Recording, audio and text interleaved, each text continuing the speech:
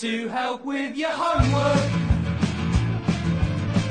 We bought it to help with your homework.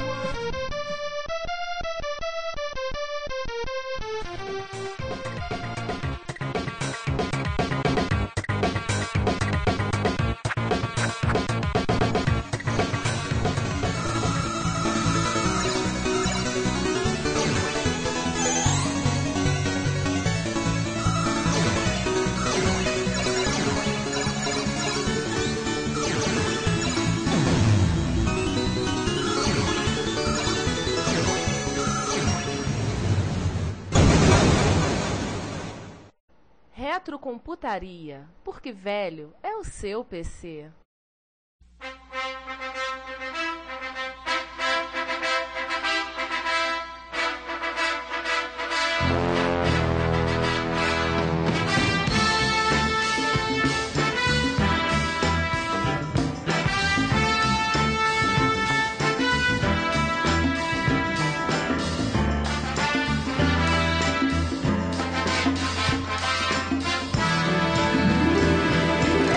Bom dia, boa tarde, boa noite. Este é o Retrocomputaria, porque velho é aquele PC que você nem terminou de pagar e já tá velho. Aquele PC que você comprou nas Casas Bahia, Ricardo Eletro, Ponto Frio e por aí vai. Esse é o nosso 12º episódio. O nosso próximo episódio será especial Zagalo. Aí sim, fomos surpreendidos novamente. Quer dizer, mentira. Mas esse muito especial porque nós estamos hoje no Estúdio A. Ah, Estúdio A, né? Tá aqui o ar-condicionado funcionando direitinho. Tá até geladinho, né? Tá bacana. Tá até geladinho. Hoje tá profissional, né? Lá fora 37 graus, aqui dentro 14.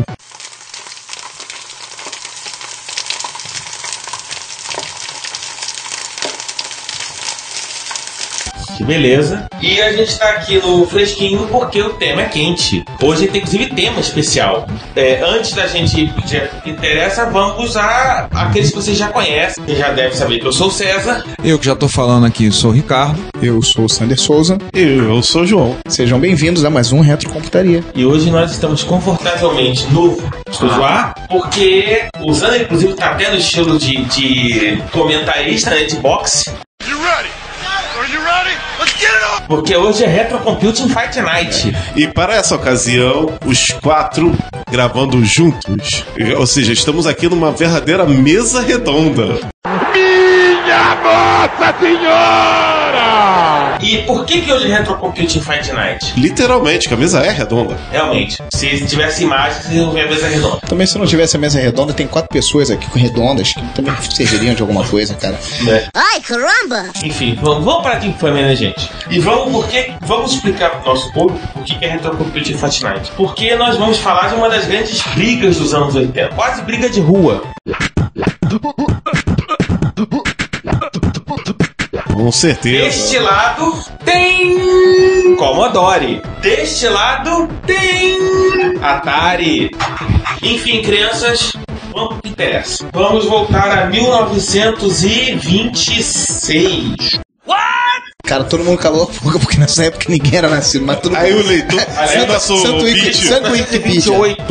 aí nosso ouvinte fica a perguntar, ué, 1928 tinha microcomputadores clássicos? Não. Em 1928 nasce o nosso primeiro personagem da noite. A lenda, o mito, Jack Tramiel. Nasceu em Lodz. Para ser exato, o nome dele certo é Jacek Tramiel. Nasceu em Lodz, na Polônia. Pra quem não sabe, Jack Tramiel era polonês, ou seja, como já foi dito na prévia do episódio, ele tem alguma relação comigo. Pra quem não sabe, o meu nome do meio denota que meus avós eram polacos. Sim, inclusive você fugiu do Holocausto, né? Bom, eu não sei quanto a avó, mas o Jack Tramiel fugiu. Minha avó veio parar no Brasil antes disso, antes do Holocausto. O Jack Tramiel fugiu. Em 1939, a família dele foi enviada para o gueto de Lodz, já que Lodz estava na zona ocupada pela Alemanha. Depois, os guetos foram liquidados e a família dele foi enviada para Auschwitz. O Tramiel chegou a ser examinado pelo próprio Josef Mengele. Uau! Famoso, Mengele, né? Que esteve no Brasil há muito tempo. Tristemente famoso. Tristemente O famoso. pai dele foi enviado para o campo de trabalhos forçados de Jalo. A mãe dele ficou em Auschwitz. O pai dele morreu de tifo, mas o Tremel acreditou que o pai dele foi queimado com gasolina pelos nazistas. E ele foi salvo de Auschwitz em abril de 45, quando o campo foi liberado pelas tropas americanas. Em resumo, quase que esse Fight Night nunca teria acontecido, hein? Falta um pouquinho. Ou de repente o Commodore poderia ser dos nazistas, né? Ele poderia não ter aquele símbolozinho de ser bonitinho, poderia ter um símbolo nazista, né? Sabe-se lá, né? Nunca se sabe. Enfim. Ele não tá falando de si. A coisa engraçada é que a Commodore fez muito sucesso na Alemanha. Deve ter sido uma vingança pro Tremel. Irônico, né? Tanto o C64 quanto o Amiga fizeram muito sucesso na Alemanha. Em 1947, o Tremel emigra para os Estados Unidos, abre uma loja, serve o exército, e aí ele aprende a consertar máquina de escrever. Em 1953, ele abre uma loja no Bronx de equipamento de escritório, que ele chama de Commodore Portable Typewriter. E ao mesmo tempo ele estava trabalhando como taxista. Isso. Como todo bom estrangeiro vai parar em Nova York, vai acabar trabalhando como taxista. Não devia falar inglês do nível dos atuais, né? Dos paquistaneses que atendem os taxistas lá. O Quinto Elemento poderia responder isso melhor pra gente, né? Já que ele se escondeu em Nova York durante alguns dias, no último ano de 2010. Coitado. Ele disse que se sentiu melhor em Nova York do que em São Paulo. Cara, ele é perfeito pra isso. O pessoal lá é frio, ele é gelado, combinou, cara. E se ele foi no inverno, mó beleza. Em 1955, ele começa a importar máquinas da antiga Tchecoslováquia, e aí ele acaba fundando a Commodore Business Machines em Toronto, terra de Scott Pilgrim. Terra de Scott Pilgrim, bem lembrado. Bem lembrado. Fazendo sucesso aí com o filme. Para justamente poder importar máquinas tchecas para os Estados Unidos, porque na época da Guerra Fria era extremamente complicado essa importação direta. Aí ele montou a empresa dele no Canadá para poder importar. Terra de Wolverine também. Wolverine. Logan. Vale só uma lembrança, a Tchecoslováquia fazia parte do que era considerado na época o Pacto de Varsóvia. Isso. Não, era o equivalente da cortina de ferro da OTAN. É que a gente é bom lembrar isso, que tem alguns dos nossos ouvintes que nasceram depois da Guerra Fria, então eles não sabem.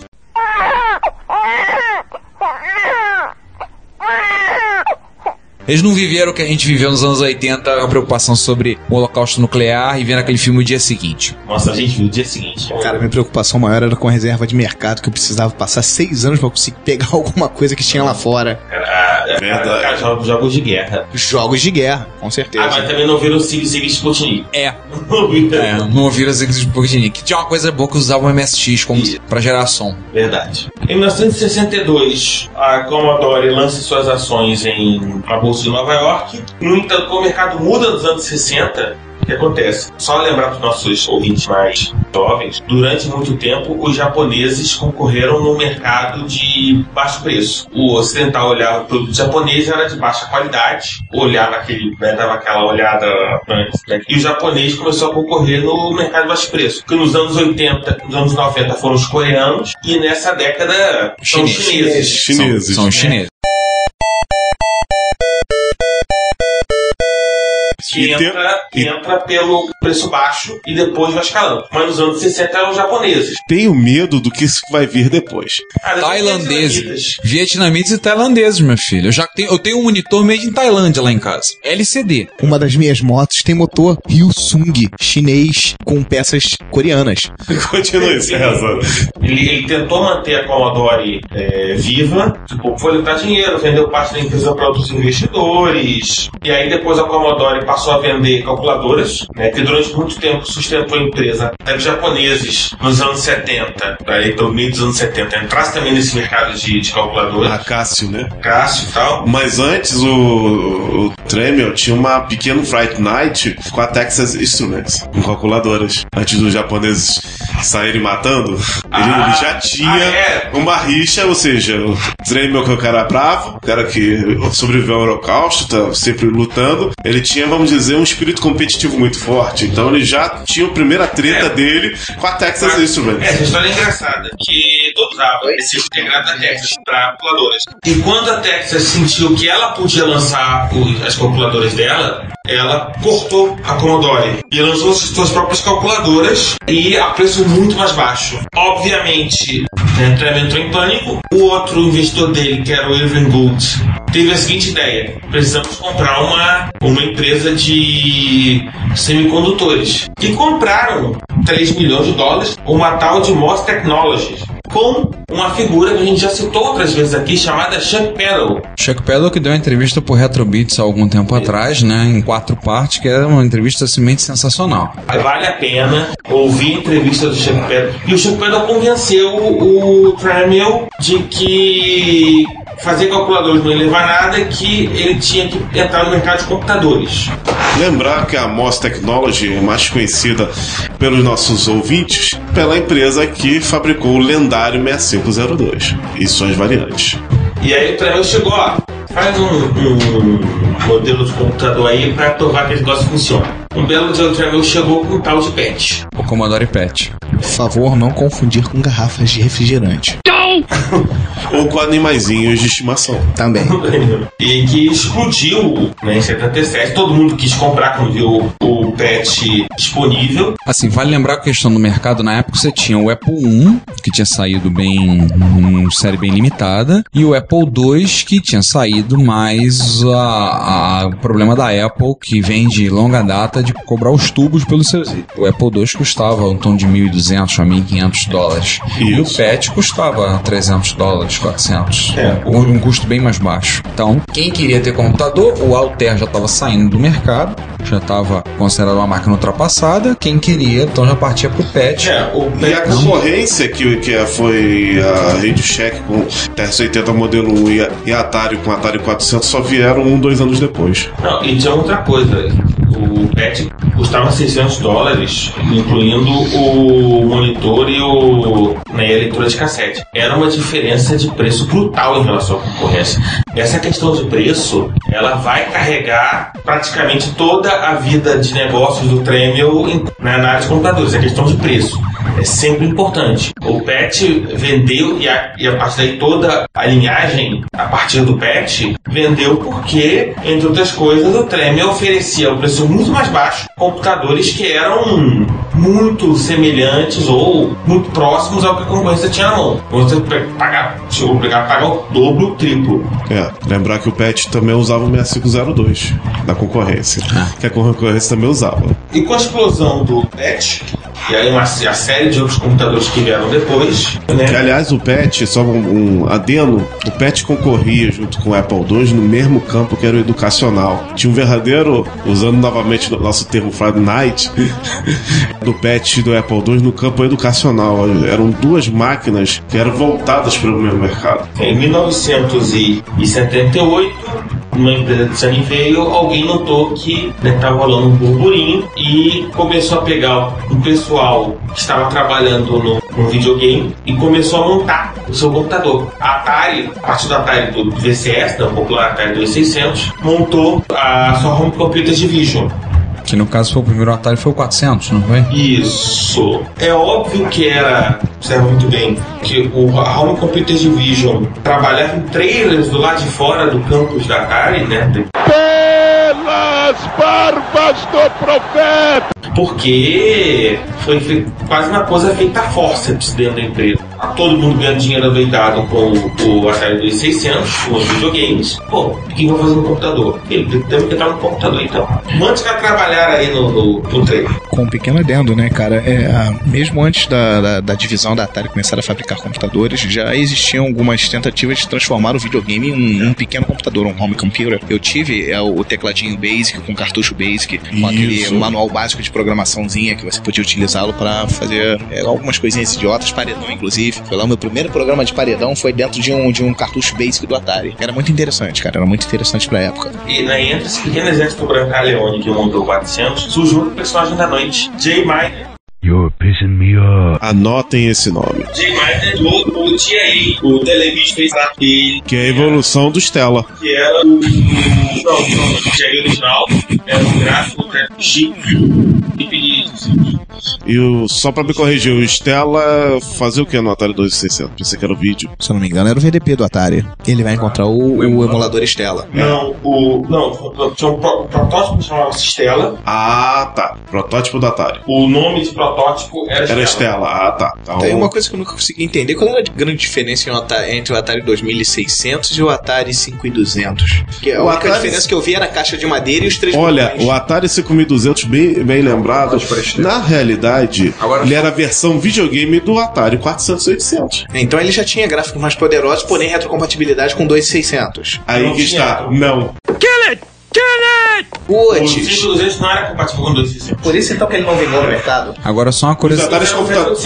Atares computadores também não rodavam jogos do Atari. Agora só uma Uma linha curiosidade. totalmente única. Agora só uma curiosidade, porque o nome Stella era o nome da bicicleta de um dos engenheiros. Era o nome por isso foi batizado o protótipo. Então, aqui corrigindo a informação, o TIA O TIA deu origem a uma série de outros chips, como o famoso ente dos Atari. Aliás, essa mania de batizar com nomes os chips já veio daí. O CTIA/GTA. E o Pokémon, o de som, né? O Atari 400/800. Os Atari 400/800 foram os primeiros computadores no mercado, só relembrando, com chips customizados. Exatamente. Todo mundo usava chip padrão no mercado e a Atari usava chip customizado.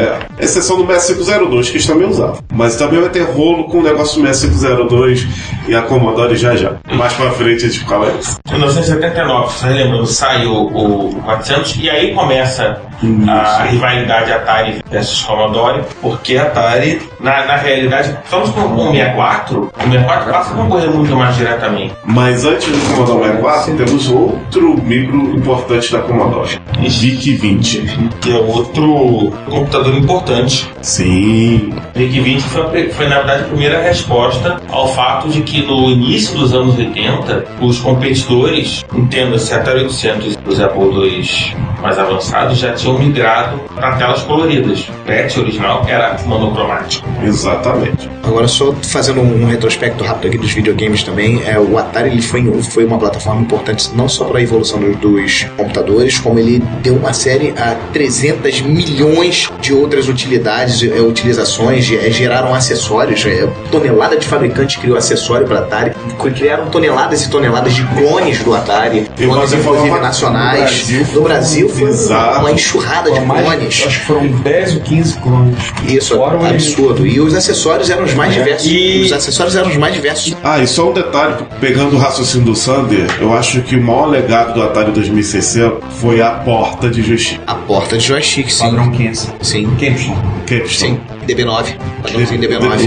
O DB9, que é o conector, ele foi usado no Atari 2600, foi usado no Atari 8 Todos os bits. videogames da era seguinte, cara, utilizaram ele. E até na concorrência, o ColecoVision usou, o Spectrum. E pasme. Spectrum MSX utilizou aquela ponta. E pasme, as máquinas da Commodore. As máquinas da Commodore, sim. E a evolução da terceira era, a quarta era de videogames também utilizou isso. O Mega Drive, Master System, todos utilizavam a porta padrão DB9. Enfim, é só um grande legado.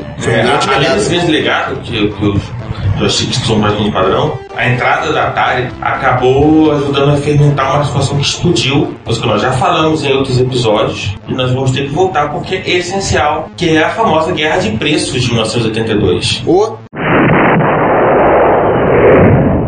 que acontece? Se lembram que nós falamos lá atrás que a Texas Instruments cortou a Commodore e obrigou a Commodore a comprar a MOS Technology? A Texas Instruments lança o TI-99. Ela entra no mercado de computadores. Isso. Numa época em que a IBM estava numa categoria acima, a entrada da... O seu recém-lançado IBM PC? Isso. A entrada da TI, que era uma empresa muito grande... Você lembra, a Texas Instruments é pouco conhecida do grande público hoje em dia, mas ela produz uma produção larga em chips, em calculadoras, em diversas áreas que ela não é tão aparente pro grande público, mas é até hoje uma empresa muito grande, muito poderosa. Todo mundo utiliza relógio de pulso e com certeza algum desses relógios de pulso tem um chipzinho da Texas lá dentro. Se você tem um Motorola Milestone, um Motorola Milestone 2, você tem um chip da Texas Instruments. Você tem um Palm de versão mais recente e não é dos últimos anos, o chip dele é um Texas OMAP. A própria nova Palm Pre, Palm Pix rodam. A nova falecida Palm. Atualmente HP. HP. E agora, HP Palm. E agora eu vou falar uma coisa pro pessoal maníaco que tá curtindo aí o prenúncio do novo Mortal Kombat. O primeiro Mortal Kombat usava um TMS que por acaso era uma evolução do processador do TI 99. Isso você diz o arcade, né? O arcade no Mortal Kombat usava um chip 16 bits da Texas,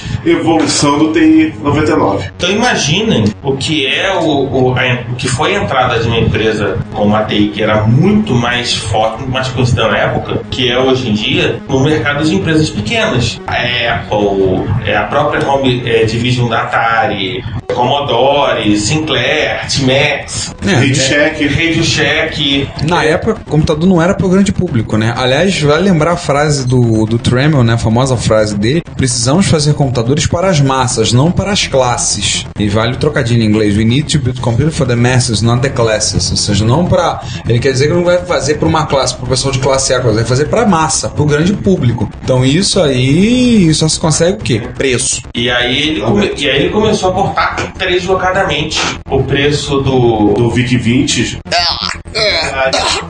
e do eu tive um. Ai, caramba! E acho que ele cortou também do Commodore 64. Sim, mas também eu vou uma outra coisa a falar. O VIC-20, o fato histórico que ele conseguiu, foi o primeiro micro doméstico a chegar na marca de 1 milhão de unidades vendidas. Aquela bosta, sério? Sério. Putz. Caraca, que computador ruim da porra, cara.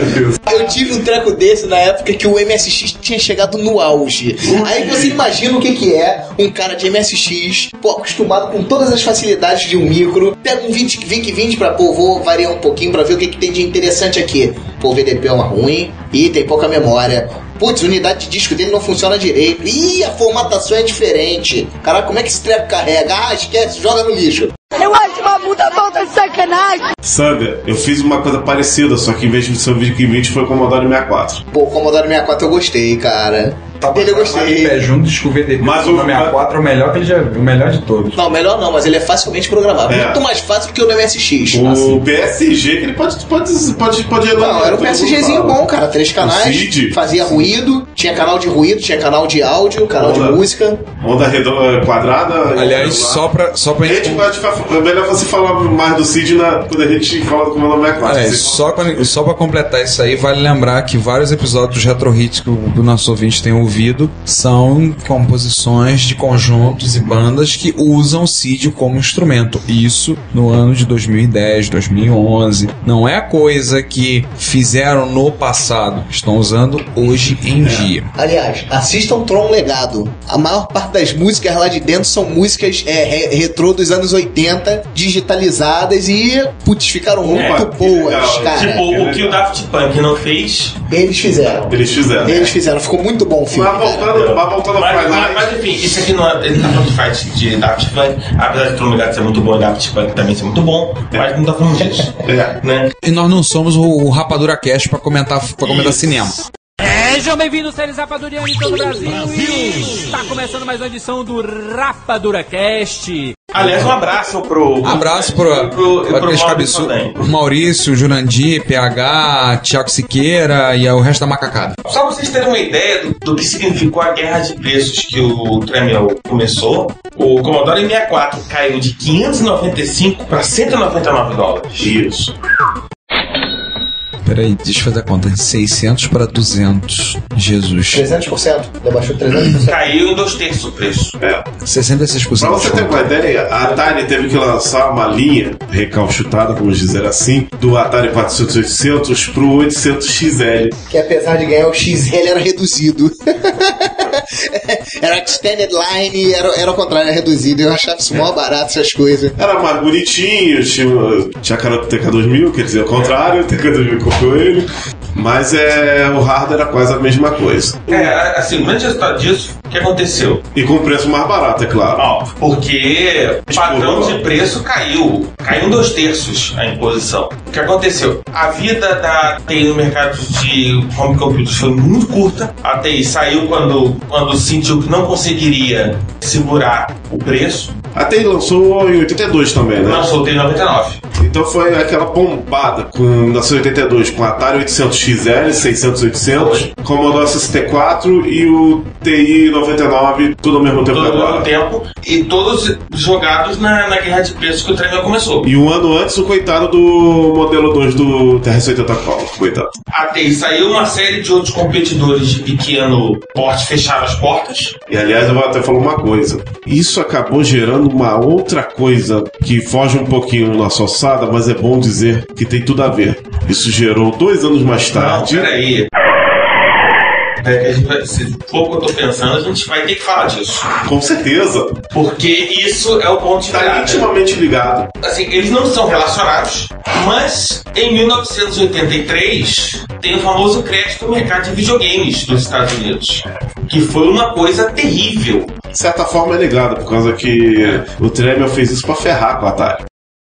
Não, o Tremel não entrava no mercado de videogames. Ficamos de uma geração inteira. Não entrava no mercado de videogames, mas queria ferrar a concorrente de forma direta. A rigor, João, a Warner levava como 2 coisas diferentes. A Computer Division e a VCD.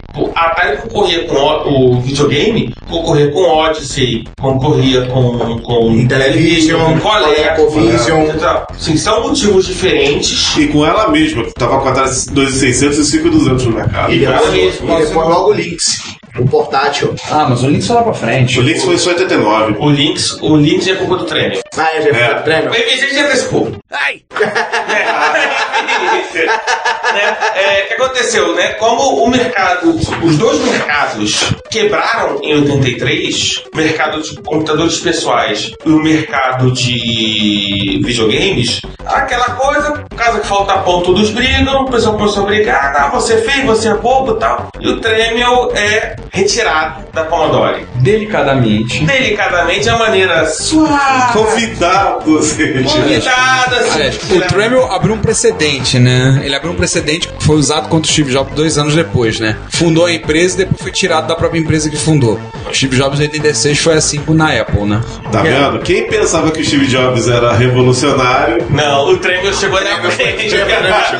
Com a diferença que nego conseguiu salvar a Apple chamando o Steve Jobs de volta. A Commodore não teve a mesma sorte. Não, já o Tremel tô com a vida dele.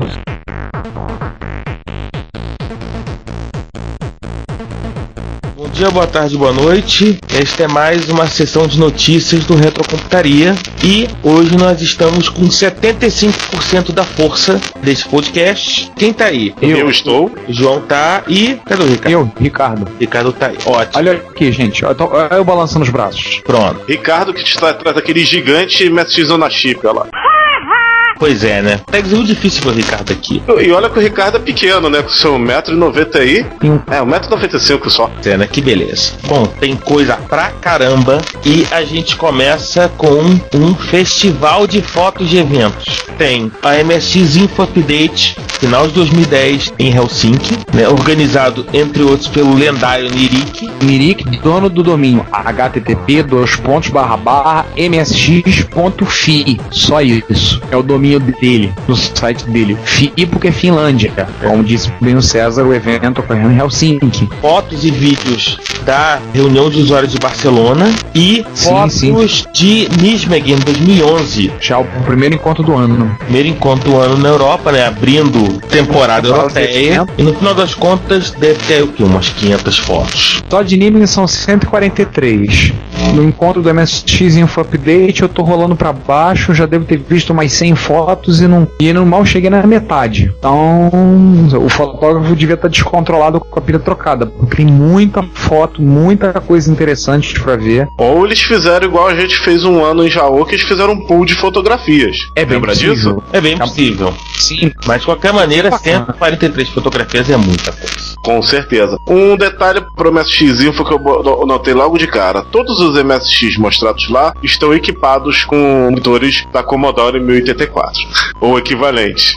Ah, meu chapa, sempre que é possível pegar um desse, então vamos nós, né? Eu acredito que o 1084 deve ser um dos monitores preferidos, não só por pessoal que curte Commodore e Amiga, como MSXeiros e qualquer um que curte retrocomputaria e até videogames. O Supersonics levou a placa deles pro encontro de Barcelona, mas houve um problema com o ar-condicionado da sala quando foi o encontro. Infelizmente tiveram que voltar com as placas de volta. Eu não sei se o pessoal tem problema sério com o calor, mas eu vou algumas coisas. Assim. Tem algumas coisas de foto pra caramba. Considerando que é a Europa, eu fico imaginando eles aqui no calor brasileiro. Encontro de Barcelona, hoje em dia, já não é encontro só de MSX, tem outros arquitetos. Então já acabei de passar aqui ver uma foto de um Amstrad 6128. Claro, o forte é MSX, fanzine de grupo, como fazer MSX Area. Como pra ver aqui, tem material exposto de encontro com o grupo Matra e outros grupos usando cartuchos. Esse encontro não é só MSX, aliás, também é MSX com o Anachip com o Music Module. O cara deve ter colado esse Anachip na mesa, porque o Music Module é quase o tamanho do Anachip. É verdade. Então, tem bastante foto pra gente se divertir. É um monitor LG 17, LCD. Eu tô vendo Badlands rodando numa TV gigantesca aqui. Tem bastante coisa pro pessoal ver. Fica aí, vocês podem dar uma olhada aí nos links aí embaixo. Tá passando aí no rodapé. Tem bastante foto pra vocês verem e se divertirem. Agora, só posso fazer um último comentáriozinho? É sobre um senhor que me chamou a atenção, de barba e óculos. Poxa, muito legal tá lá, e até eu digo, ele já devia ser idoso na época que o MSX lançou. Contra da Finlândia? Exatamente. Cabelo grande, barba grande na Finlândia. Eu tenho uma foto dele usando capacete de viking com chifres. Eu tenho uma foto dele perdido aqui em algum lugar. Sem desmerecer o Chacrinha, esse é velho guerreiro. Esse é. É verdade. Impressionante. Eu estou falando no sentido idoso, sem nenhum termo pejorativo. O cara tá achando até legal lá. E outra coisa também que me chamou a atenção é que não é só aqui nos encontros nacionais, mas eles também jogam rollerball. Ah, é. Isso, a foto aqui rodando rollerball num Philips, igual o teu, cara. Isso é legal. Rollerball é legal, né, gente? Rollerball é legal. Por favor, né? Se não gostar de rollerball, o problema é seu. E bola pra frente que... Muita coisa pra gente falar ainda. Tem, e a gente começa com o Konamito, que disponibilizou o MSX Datapec. MSX da o quê? MSX Datapec. Pra quem não sabe, esse Datapec alcançou um status quase lendário em alguns momentos, né? Que é a documentação oficial da ACE sobre o padrão MSX.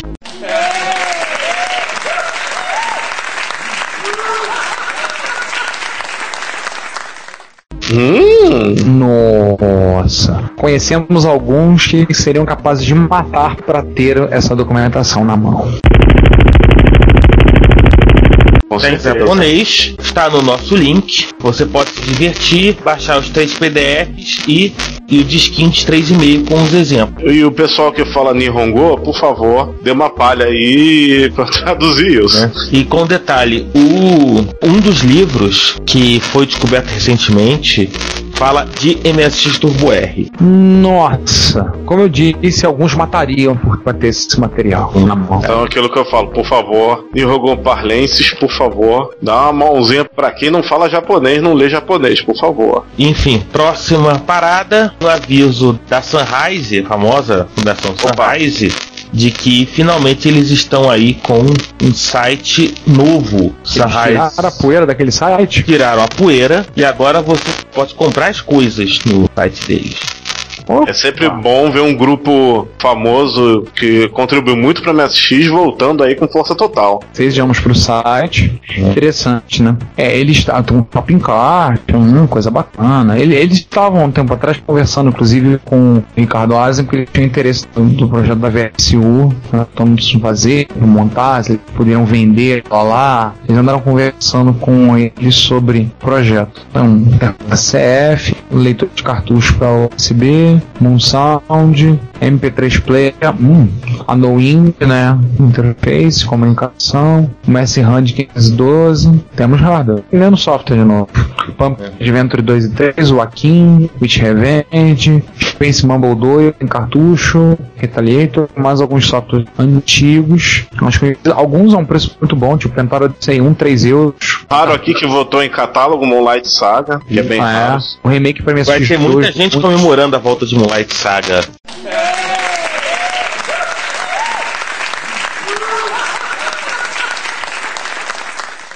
Com certeza. Legal, ótimo ver. Só ótimo ver que essa rapaz deu um tapa no site e botou as coisas de volta. Não entendi muito bem que aberração é essa que eles colocaram no canto. Num lado esquerdo tudo bem, sabe? Só MSX, mas do lado botaram alguma coisa, um cruzamento, um Hulk com um capacete um chapéu parecendo a cabeça de um lobo, coisa do tipo. Entendi muito bem não, mas deve ter alguma explicação lógica lá pros suídos. Parece personagem saído do World of Warcraft. É possível. Você que é o jogador, João, o que você que tá dizendo, então a gente vai dizer amém. E deixa eu ver se tem alguma coisa a ver com algum jogo deles aqui. Aliás, vamos aproveitar que estamos falando de jogo.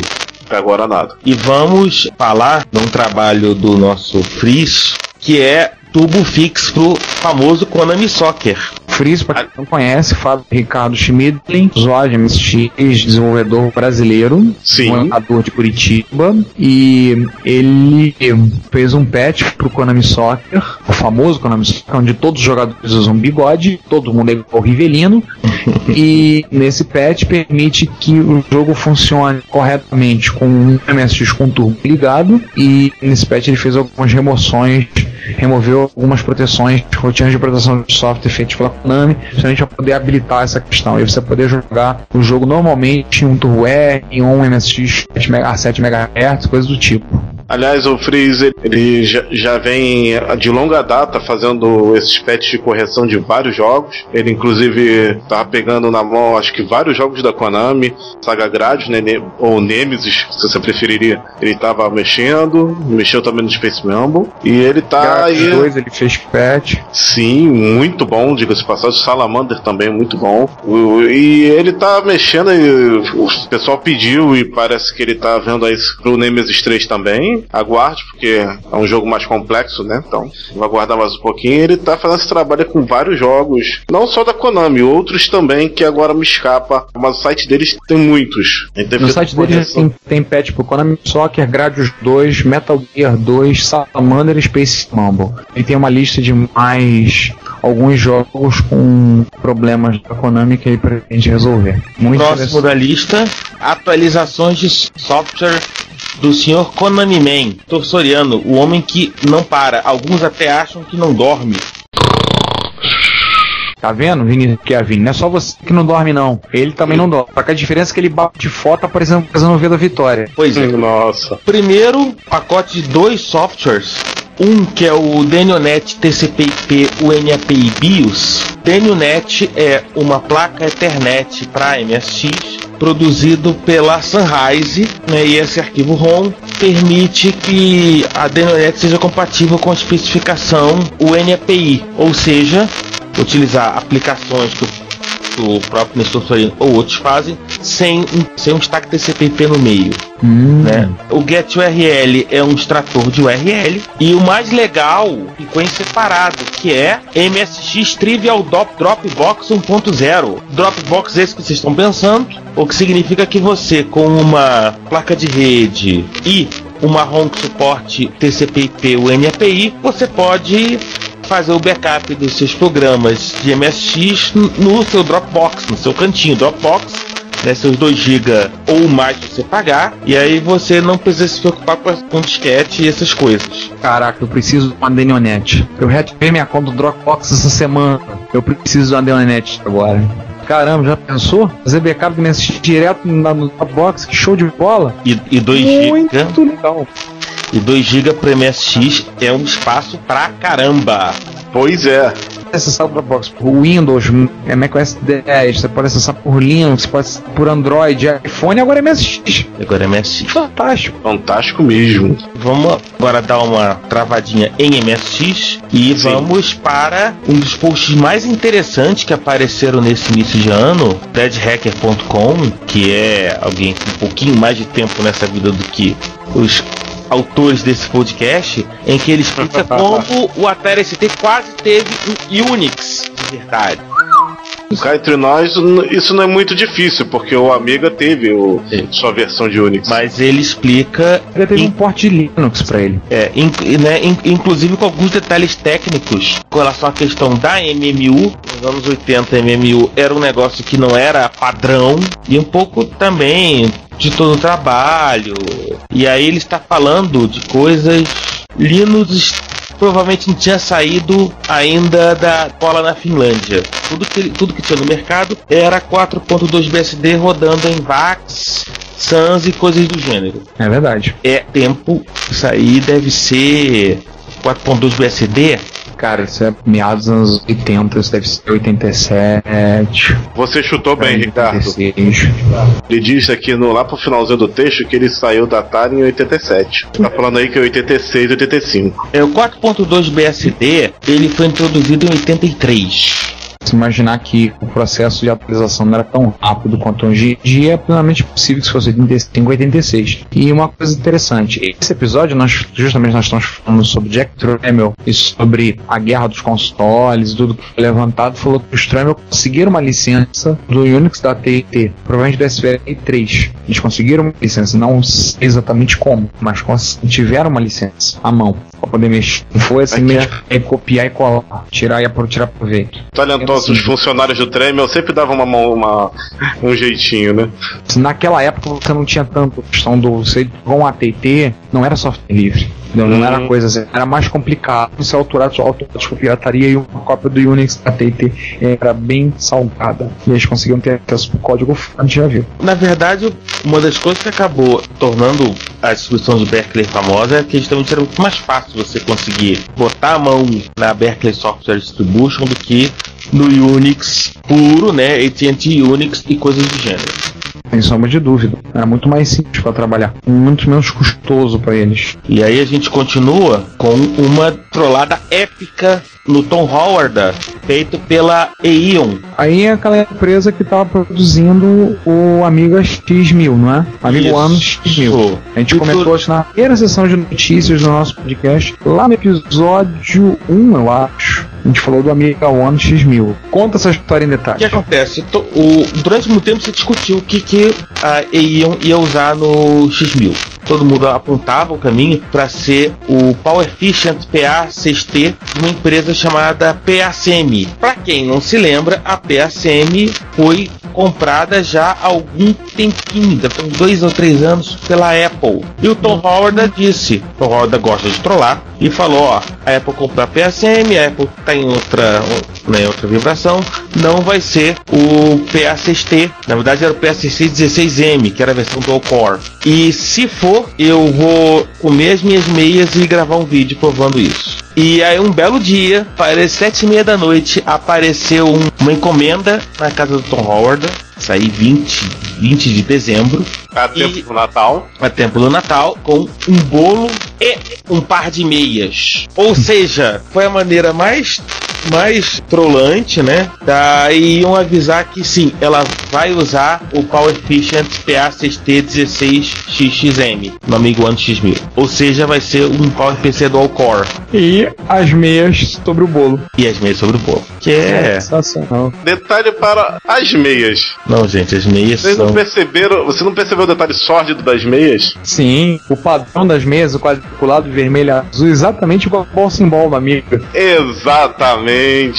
Sensacional. Meias Amiga pra você.